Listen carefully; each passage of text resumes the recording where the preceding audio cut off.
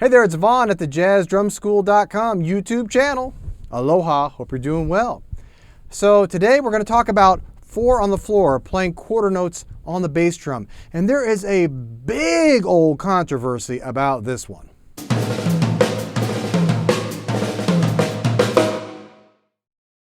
So years ago I was playing in Hawaii and I was playing with a couple of different bass players, great bass players, Bruce Hamada and Steve Jones, and they both were playing acoustic bass. And both of them looked back at me while we were playing and they said, stop playing 4 on the floor. And I was kind of like a deer in headlights, like what? You know, because I had been up to that point thinking I was supposed to play 4 on the floor whenever I was swinging.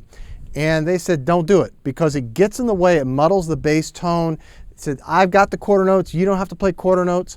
And I guess it makes sense because today we have amplification for basses and we don't really need that kind of support for the bass like we used to in the old days. Like back in the big band days, they didn't have amps for basses, and so the bass drum was a way of supporting, kind of rounding out that bottom end and supporting the bass player in the context of that really, you know, all those horns and that kind of loud musical context.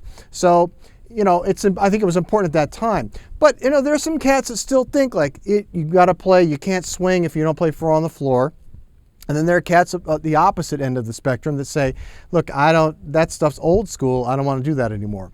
For me, I kind of go right down the middle. So I like to play a note on counts 1 and 3 if I'm playing with players of the time is a little bit wobbly, and that really locks everything together.